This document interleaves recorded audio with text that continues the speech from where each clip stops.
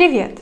Для тех, кто на моем канале в первый раз, меня зовут Мария, и вы на канале Sound Like a Russian, где я говорю о русском языке и, в частности, о фонетике, о том, как говорить по-русски красиво, как носители языка.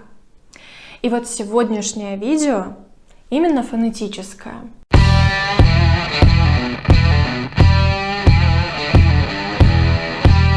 Совсем недавно у нас с вами был прямой эфир, где в гостях у нас был один из моих студентов из Америки. А в этом видео я бы хотела поговорить с вами об особенностях американского акцента, а точнее о тех особенностях произношения, которые дают нам понять, что это американец говорит по-русски. Те пункты, которые я сегодня буду обсуждать, могут встречаться не только у носителей американского английского языка. И если вы узнаете себя в этих пунктах, пишите в комментариях. Ну что же, поехали, друзья, поехали. Особенности. Пункт номер 1. Не буду тянуть. Конечно же, когда я говорю об американцах, которые говорят на русском языке, вы ждете от меня что? Да? Который как бы похож на русский р. Но на самом деле мы же с вами понимаем, что это два совершенно разных звука. Но особенно на первых этапах изучения русского языка мы слышим от американских студентов такое яркое, очень выдающее родной язык студента хорошо, а точнее хорошо это обычно звучит. На каком-то этапе изучения русского языка звук р все-таки встает и звучит уже русский звук р. Конечно, его трудно протягивать обычно американским студентам, но, как я уже говорила в своем видео о звуке р, нам не обязательно протягивать этот звук, когда мы говорим по-русски. Русские люди не говорят хорошо, приятно.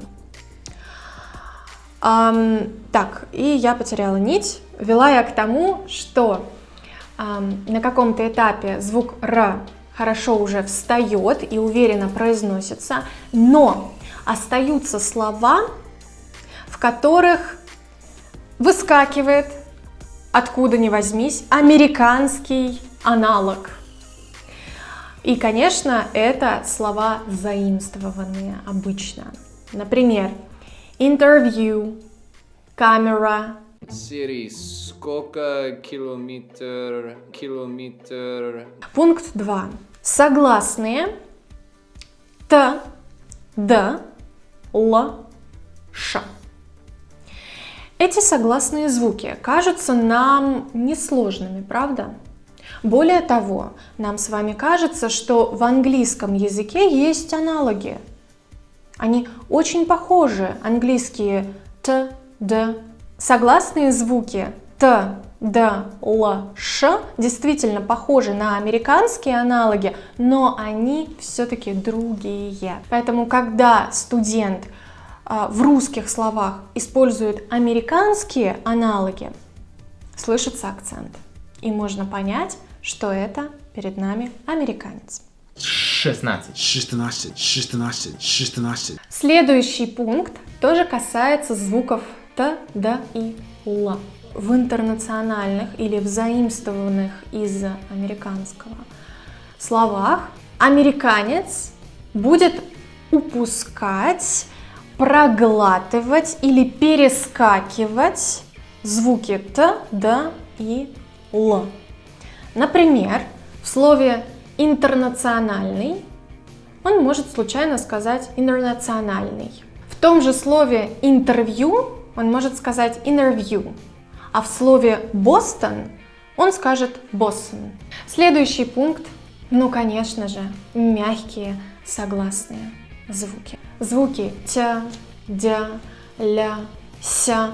Особенно если они идут в конце слова, например, в словах есть, делать, спать, думать и так далее. Я хочу кушать. Я хочу кушать, кушать, кушать. Для носителей американского языка вполне возможно произнести после твердого согласного звук «и», чтобы, например, получилось «сила», «сила».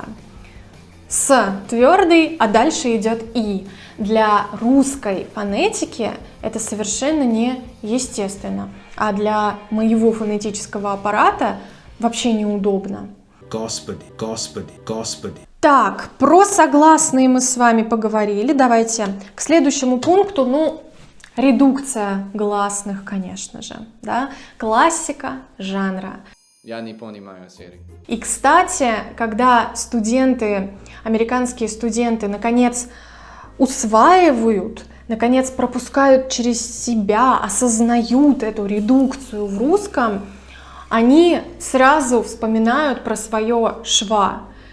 И говорят, так это же вот, у нас же то же самое в языке, у нас же также этот такой странный звук, такой потерянный звук между согласными. Но до того момента, как студенты осознают и введут в привычку редукцию гласных, может пройти много времени.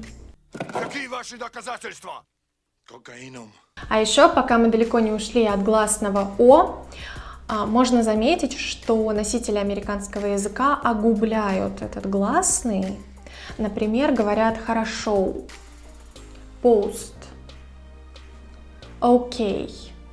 Так, и последний пункт, самый абстрактный, самый размытый и трудно уловимый, но очень влияющий на создание вот этого акцента – интонация.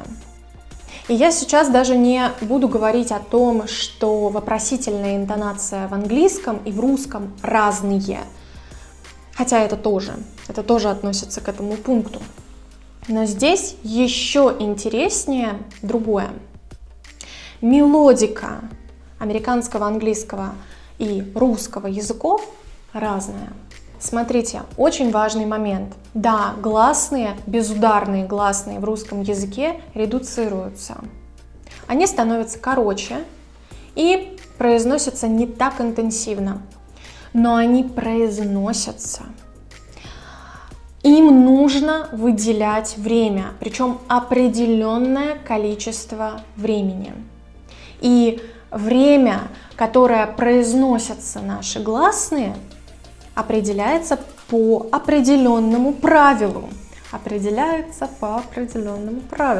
Если мы начинаем нарушать мелодику фразы и сжимать гласные, как будто бы произносить только согласные в слове, не давать гласным достаточно пространства, то может получиться два эффекта. И тут многое зависит от интонации. Может получиться эффект раздраженности и злости. Ну что ты мне звонишь? И другой вариант, другой эффект – это пренебрежение и даже неуважение к собеседнику или к теме разговора. Да? То есть нарушается темп, нарушается мелодика, нарушается ритм, и это создает не просто акцент, это создает еще некоторую пренебрежительность, да, неуважительность. Вот такой вот интересный эффект. На этом мои пункты закончились. Думаю, что через несколько лет моей практики появятся новые пункты и придется переснимать это видео. Но я к этому готова.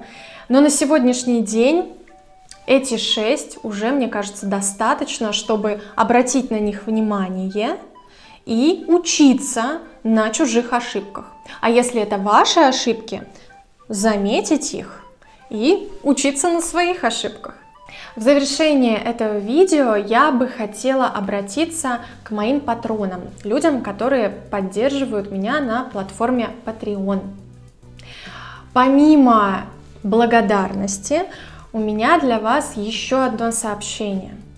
28 января я вас приглашаю на онлайн-встречу. Я хочу, наконец, с вами познакомиться, пока я знакома только с одним патроном, который ежемесячно ходит ко мне на консультации. Но я бы хотела увидеть всех в идеале.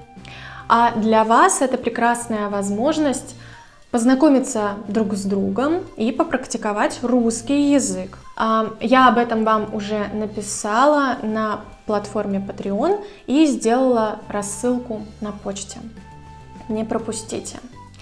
Вас на самом деле не так уж и много, и я буду правда рада, если придут все, но, как я и написала, даже если придет один человек, встреча все равно состоится. А на сегодня все. Спасибо за вашу поддержку, за внимание, мои дорогие зрители. Удачи вам в изучении русского языка и до скорой встречи. Пока-пока.